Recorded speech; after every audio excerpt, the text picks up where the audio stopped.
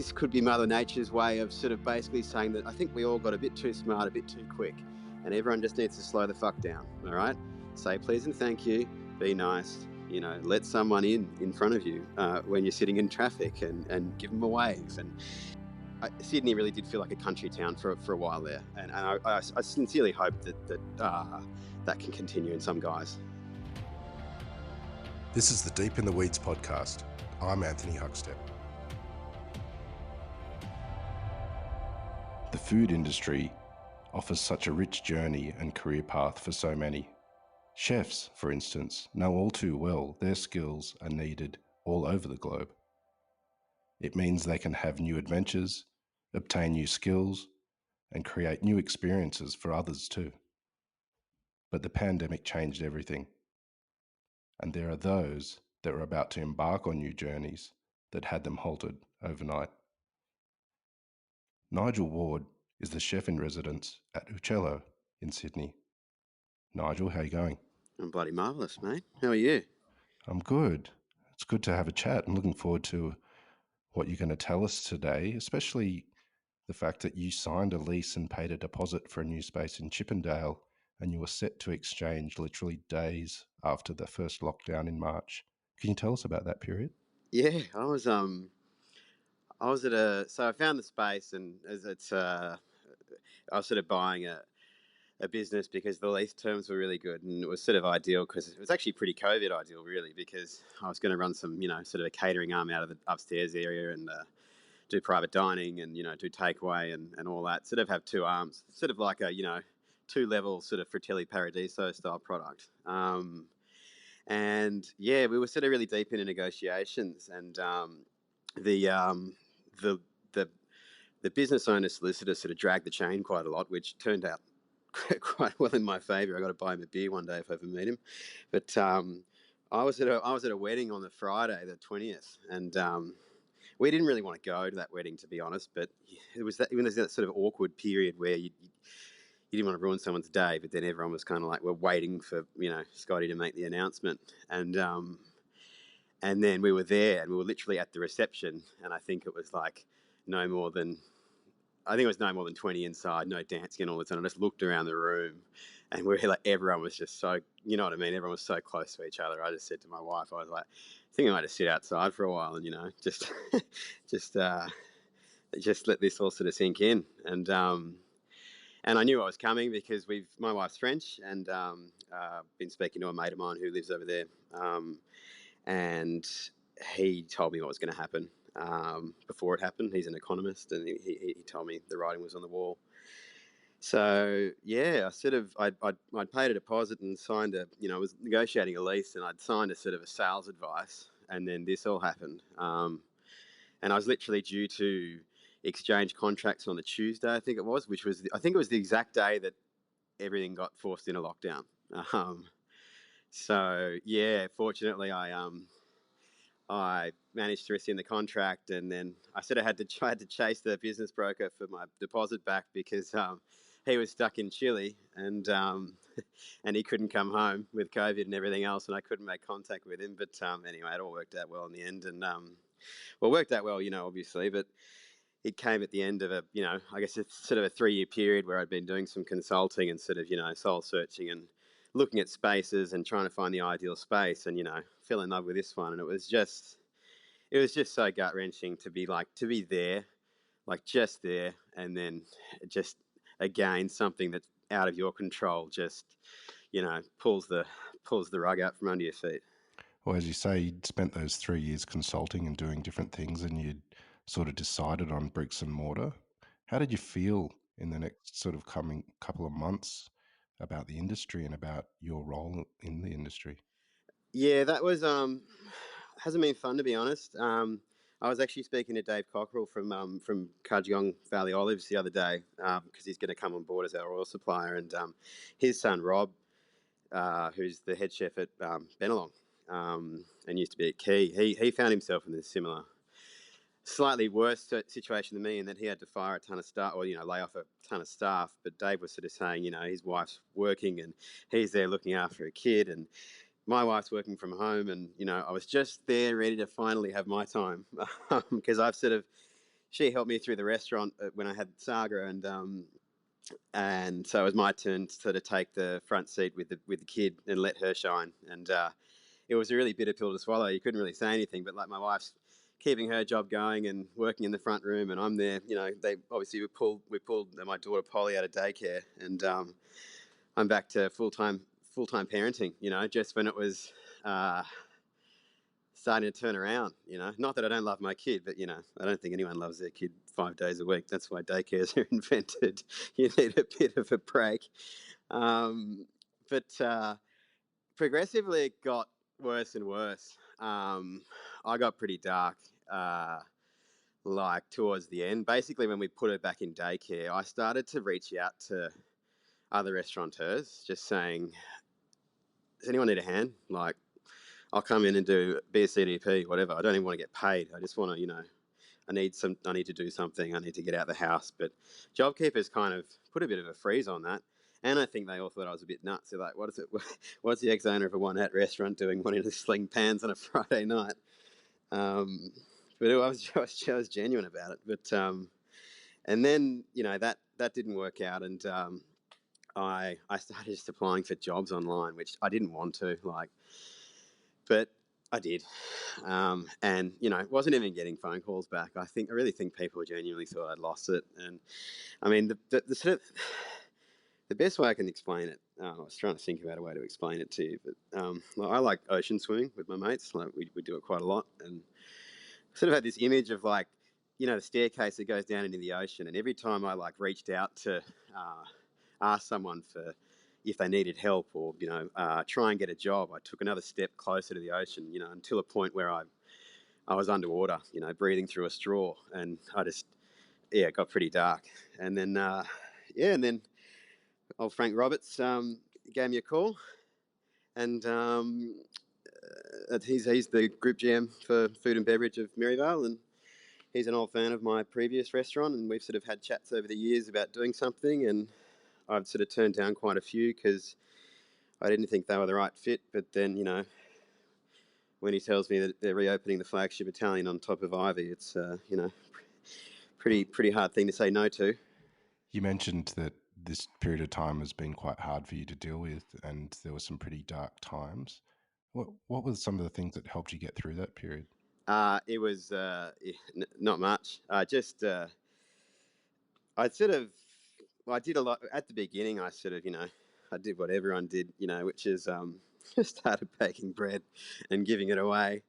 And a funny story, actually, I did all these bread runs for people because this is during all the toilet paper nut jobs in supermarkets and all that. No one wanted to go out, so I'd start on a Sunday morning doing a drop off to my friends, two of which had newborn kids and didn't want to leave the house, and just do something nice for other people, like little gestures of kindness. I give some to my neighbours, the local sort of deli up the road from where I live.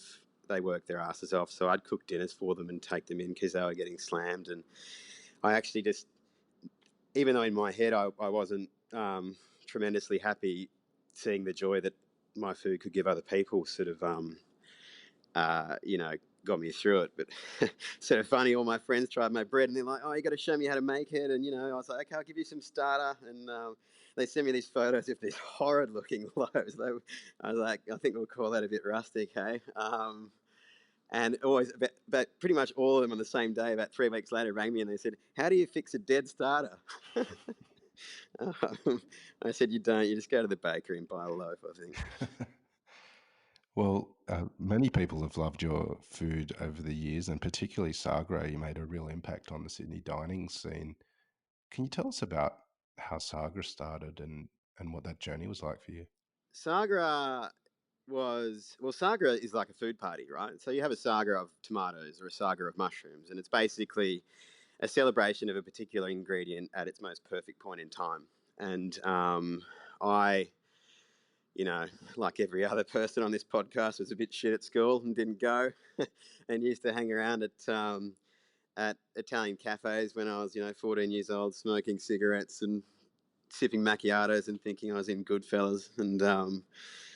And it just sort of bit me, the Italian food bug. I used to cook after school because my dad's a doctor, and they had a little local practice, and they'd always work late, and so I'd cook dinners for the family, and then that sort of continued after school, and I got into a sales job, and then that didn't really sort of, suit me, but went travelling in a camper van with 4 other smelly blokes for a year in a VW transporter with no toilet and no shower. Sort of a bunch of 21-year-old blokes. You can imagine how the thing would have smelt. But I just started to go to the markets, and we'd be going to these dive bars or local bars and just getting sloshed every night, and then I'd be going to markets and buying produce and just cooking it. And it was just, one thing to remember is, even like I said, I was shit at school, but when I was like 14, I actually came into the Intercontinental and did voluntary work experience for my whole summer school holidays. And I wanted to quit school and become a chef, but mum and dad were like, "No, you got to just finish a HSC and then do it." So sort of delayed the process by about 5 or 6 years, but got there in the end. So I came back from overseas, and one of Dad's patients was the director of Ride TAFE, so he introduced me to him, and sort of enrolled in Le Cordon Bleu just to do a private course because I didn't want to be a 27-year-old apprentice, and went and saw Sean Moran with a bottle of homemade limoncello and asked for a job, and I think I was in there the next day. And from there, did Sean's, and that was amazing. And he's still a little angel on my shoulder if I'm thinking about, doing something a bit cowboy. It's like, nah, sure he would pick that up. Don't do that. Went to Lucio's for a few years, on and off. Went over to Margaret River, made wine, and then went back to Europe, where I did a bit of a food odyssey. I basically did this loop of the Mediterranean. Doing France, Spain, Morocco, Greece, Italy, just to sort of broaden my horizons a bit and take a break. And then met my future wife in a little village in France. And, she came over here, did a semester at uni, and then I went over to France but couldn't work because Sarkozy was chasing all the gypsies out. And so I came home not knowing what was going to go on. She's there doing uni in Lyon, and I'm back in Sydney. And after about a month, I was just like, oh, fuck it. And then I got a visa and moved to the UK. And that's really, I'll say for the record that even since I was 14, I always wanted to have a restaurant. And my sales job was just to try and earn enough money so I could go and get a restaurant. But obviously I worked out over the years that the experience was more important than the money, and that I'd just be chucking money down the drain, especially when you look at the level that Sydney's at. So, I went to London, and Glenn, my former sous chef and best friend at Sagra, who actually taught me a larder at Sean's back in the day. He'd been at the River Cafe for like 2 years, and I didn't really want to go there, so I just didn't really want to work in a big space. And he said, you should go check out this place called Trullo, which one of the River Cafe alumnus, Jordan Frieda, who was front of house, and Tim Siaderton, who'd done some work there and some other really good London restaurants, had opened this little neighbourhood bistro on Highbury Corner.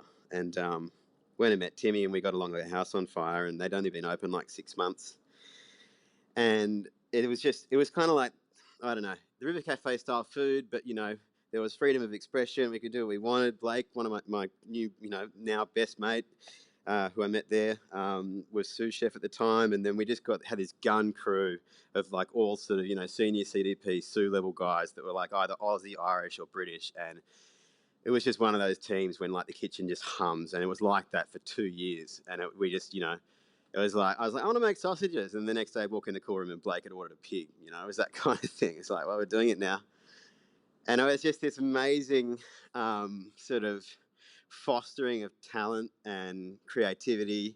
The produce coming in, these Amalfi lemons flown in from Italy and Tardivo from the Veneto. And it was just such a beautiful place to cook in. Plus, having these amazing owners like Tim and Jordan, who just kind of really, the business was transparent. They sort of, rather than keeping what they were earning and the cost and everything else hidden from staff, they kind of gave all their staff ownership of the business, which taught me a lot about what I put forward in Sagra. And I mean, so much so that like Tim and Jordan, Blake and all these guys came to my wedding when we got married in France. when I opened Saga, I was literally doing Skype calls with Tim and George every night, being like, "What the fuck do I do with this guy?" Or what happens here? And they just helped me through a lot of things. And I'm very thankful for all those guys. And that I think without the Trullo experience, I guess the offering that I made at Saga and it was sort of where I ingrained my style. Before it was kind of like I was cooking Sean's food or I was cooking Logan's food from Lucio's. But that's when I really started it became Nigel's food with elements of all those things, right? But just, that's when it sort of really developed. Well, Saga had such an impact, and it kind of changed the idea of what it means to get a hat in Sydney. It was kind of that time when there was a realization that restaurants didn't have to be about cutlery and napery and all of these things. Tell us about Saga and what you created. Well, that's right. I just wanted to open an affordable restaurant with really good food and not charge too much. And but I think we were sort of fortunate when we opened. One thing that's good, I guess it's quite relevant, is that I really studied the business side of things really hard. I wasn't just like, oh, I'm a chef, I want to put up some nice food, and why am I not making any money? Like, I've got a pretty decent business mind. So I was in my London flat, like measuring out my living room with masking tape, working out exactly how many cupboards I could get in a space. And like, I'd bring my best mate back in Sydney and he'd go look at restaurant spaces for me, and he'd be in there with a tape measure before I got home. Wow. So we were inspecting venues from the other side of the world. That's how keen I was.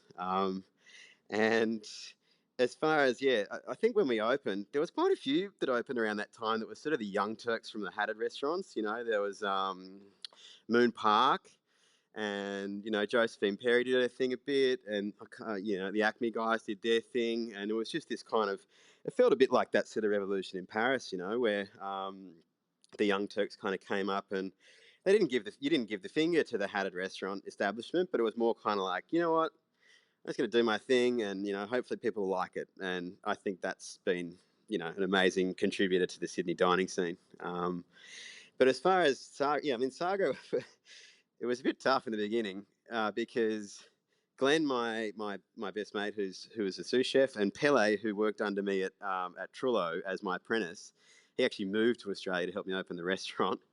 And then I got in Alessandro, who was the manager at Lucio's before where I used to work, and my wife or girlfriend at the time, And so there were days. There's just too many people that are close to you in terms of personality. So like you as a business owner are trying to get stuff done and not have to like provide a reason, which chefs don't generally like doing. Well, I remember one service, like my wife came in and I think I'd said something a bit narky to her, because we were just open, it was high stress. And I was like, darling, can you take this to table 7, please? And she just looked at me and she said, no, and walked out of the kitchen. And so it was that, but that was also amazing because I really couldn't have done what we did. So we couldn't have done what we did without the fact that we were this family that just, everyone was as passionate about getting it right. And to the point where I think a month after we opened, there was a wedding for a mate down in Burrawang. And I said to Steph, we're going to get this place staffed up so that 4 weeks in, we're going to take the weekend off. And we did. And Pat Nurse and Miffy Riffy walked in for dinner that night. And I was 1.5 hours drive away down in the Southern Highlands. And of course, the reviews speak for themselves based on, I'm pretty sure if I ever wanted a reviewer to come in the restaurant, all I needed to do was just not be there. Honestly, I think you were the only one. I remember seeing you down on table 11, and I was like, okay, maybe this will be the first shit review, but even you thought it was okay. So why did you let go of the restaurant? I burned out. We had there was a work cover incident involving a pasta machine, which I had a full work cover investigation, and we just bought a house, and I was worried we might lose the house, and it went on and on and on forever. So there was that. There was, and for the record, there was no, there was no negligence in terms of the work cover investigation. It was just obviously a very stressful thing when, within the first year of opening a business, you've got to deal with that level of stress and try and be creative and keep it together and manage a team. And I'm fortunate that I had all these guys like Glenn and Pele and Ale and Steph, helping me out. So and then I think what happened basically was it started to taper a little bit in terms of profitability around end of year 3. Unbeknownst to me, that's because the manager was raping about $1,500 out of the till every week, and claimed to be a good mate of mine. And, we'd play tennis together and have dinners together, and he was just doing it all behind my back. And I may not have sold if I actually, if I was earning a decent amount of money out of it, I probably wouldn't have sold. But years 1, 2, and 3 were amazing, and then it just dropped. And my intention was always to have the business for 5 years, because you're never going to get the first one right. That's what Jordan always taught me. He was kind of like, just get in there. We opened the doors for 70 grand, and we paid that off within about 4 months, and then it was just pure profit after that. And I was like, right, there's 2 years to go on the lease. Here's what I'm earning on a, I guess on a day, on a year level. And if I could achieve this sale price, then it's the equivalent of what my salary would be over the next 2 years, and I haven't got to worry about getting rid of the tables and chairs.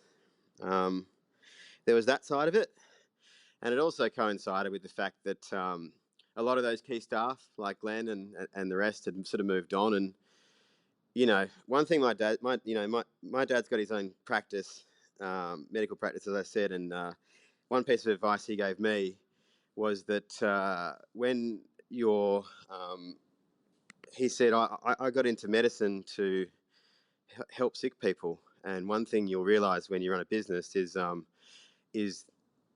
that running a business a small business it actually robs you of the ability to do the very thing you love, which is be creative and cook. And it's sort of reached that point, and it's sort of been robbing me of my creativity. And I could still come up with ideas and all that, but I mean, a typical day was like, I get in at 7 a.m. I'd ring the fish guy, Eli from Martin's, and sort of say, because we were charging $30 a main, I was like, righto, what do you got? Please don't say blue mackerel again. and then I'd do prep all day and come up with menu ideas, and butcher pigs and do all that stuff. And then I'd go home and have a shower and come back at 5 and do front of house. And that was 6 days a week. And then I'd go back in on Sunday and do the bookwork. So you reach a point where that's just, not feasible. And, obviously there was no financial incentive. So I sort of thought maybe it's time to move on. And my 2 apprentices, Mike and Ed, put forward an offer to buy the business. And I thought it was a nice way of sort of, passing the baton so that the next generation of chefs could, continue to run give them an opportunity to run a business where they completed their apprenticeship. One of the things I loved about Sagra was your love of produce and how you champion great produce, and I understand you're a bit of a dab hand with live eels. It wasn't me. It was Logan, actually. There was his little apprentice. He was a bit of a smart ass, and he'd turn up late, and he was coming from the Northern Beaches, and he just didn't really give a shit. And he was missing TAFE classes and stuff. So Logan rang his TAFE instructor and said, I just wanted to let you know what's going on. And the TAFE instructor said, well, yeah, I'm going to fail him if he doesn't complete his dispatch and fillet live seafood component. So Logan's like, I can handle that for you. So he rang Jules from Johto and said, I need you to find me some conger eels, and I want you to make sure they're really big and they're really angry.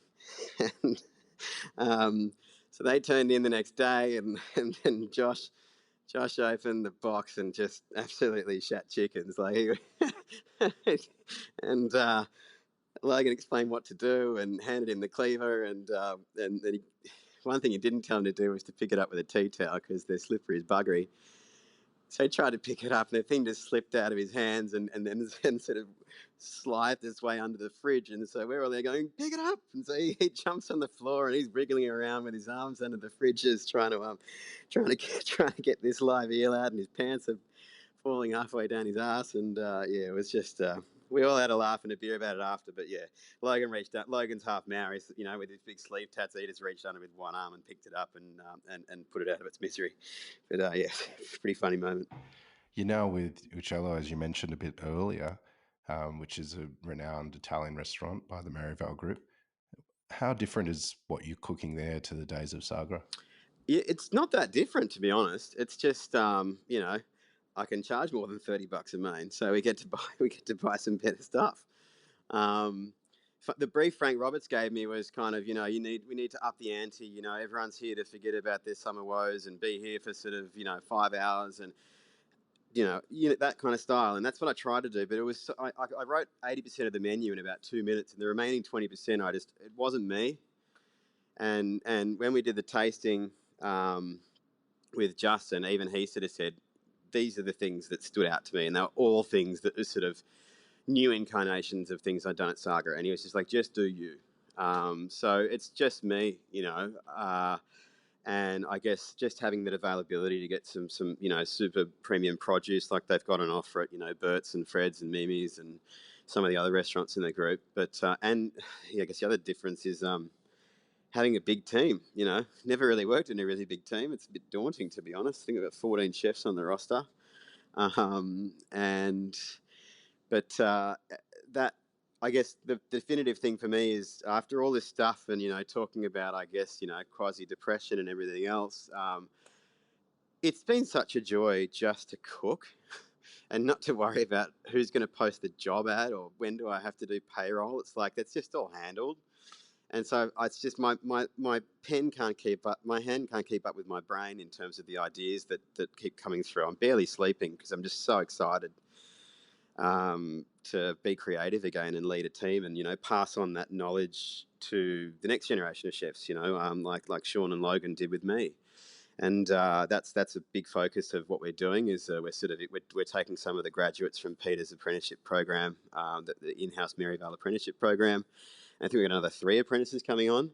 So basically, a third to, a bit more than a third of the kitchen is pretty green. And that's exciting, for me, just to teach some young guys some new skills. And hopefully with COVID, there can be some lobby to the government in terms of, re-incentivising skills programs and trades and, all that sort of stuff. I think that there's been a massive shortage of good quality tradespeople or apprentices coming through kitchen doors in the last 5 years, and it really needs addressing given the shortage in the industry.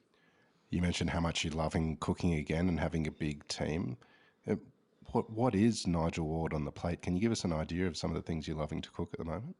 What am I loving to cook at the moment? I just made these 2 chocolate tarts, and I think I'm about to take them down to all the HR chicks and see which one they like the most. So that's that. But I guess having a big team means that I can be really, in a small team, you can't really do peachy too much on a menu, which is a hand-rolled eggless noodle, because you just haven't got enough hands. But we can, and I do ravioli, whereas now we're going to do a caramelle, which it looks like a little bonbon, like a little caramel wrapper. So just getting a bit more intricate with the pastas and pushing my knowledge. And moving forward, I guess, probably not during the silly season, but maybe, next year we might, I'd like to get whole beasts in and start teaching the young guys about butchery and doing some curing. And then, if we have a good summer, I'll hit Frank up for a curing chamber so we can start doing some salumi and stuff like that. That'd be really exciting. But just, why not? I kind of got a bit, that was the sort of other thing about Saga, like you just didn't have the space to be able to do what you wanted. Like we had a gal pole in the cool room for hanging up whole pigs, but you get a pig and a lamb in it and you literally couldn't walk through the door of the cool room. So it's nice to have some space to be able to do, and we got wood fire ovens and char grills, and they weren't really using them that much. I'm like, let's get these things active. Like this is fire, this is just an exciting thing to do with this style of food. So to answer your question, I think the element of fire is something that I know it's a la mode at the moment, but it's always been quite important to me. And we have a wood-fired barbecue at my parents' place every Sunday, so. And at Trullo, we only cooked on a charcoal barbecue for main courses. So it's something that it's not alien to me, but I just haven't had the opportunity to do it in my own space. So, that's like burying eggplants overnight in the charcoals and, artichokes and, really, getting that element of fire, not just as I'm grilling a steak during service, but as let's get it doing stuff for me 24 hours a day in different various forms. You've had quite a roller coaster ride in the last 6 months of nearly opening a venue again and having some dark times and having the chance to run a big team with a successful restaurant. But What sort of positives have come out of this experience, and do you think it's changed human behaviour for all of us, this experience? Yeah, I do. I mean, it's obviously COVID's not a great thing, but I guess when we look at sort of the principles and the way I cook and my attitude towards food, there are some things there that I think are prevalent that people need to sort of take stock of, and they sort of did when it first happened, and then everyone just forgot and went back to being fucking competitive old Sydney siders again. But I mean, you, think about the smallholder, right? Like a small scale farmer that, when people get forced into isolation, his life's probably not changing, right? Because he grows all his own stuff. He's used to being away from people. He can be relatively self-sufficient. He or she, sorry. And I just think that people need to start focusing a little bit more on what's grown in their backyard. And that's the very essence of the way I cook. It's the way the Italians cook. It's like, you get neighbouring villages that argue about how a ribollita should be prepared. It's probably going to be a punch on, and that in a food sense, I think that passion for locality is really, really important, especially now. In some ways, I really think that this could be Mother Nature's way of sort of basically saying that I think we all got a bit too smart, a bit too quick, and everyone just needs to slow the fuck down. All right, say please and thank you. Be nice, let someone in front of you when you're sitting in traffic and give them a wave. And it was like that in Sydney, that level of courtesy. And then I think it was around like Queen's birthday weekend, I was on the road and it was just mayhem. I'm like, oh, well, back to normal, which I thought to be quite a shame. Sydney really did feel like a country town for a while there. And I sincerely hope that can continue in some guys. What's your hope moving forward? You've got a new job now and a new team, and you're very excited about it and you can't sleep. How does the next year look, and what's the opportunities? I'm going to say it on the radio that you can tell my wife that I want another kid, so she can't say no now because everyone knows. She's been waiting to have another kid with me, but she said you got to get a job first. So there's no excuse now, darling. So hopefully there's that. That'd be great. But I'm just, you know what? I'm just going to, I think at the moment the plan is to only open Uccello for 9 months until June. So I'm really just getting to next June.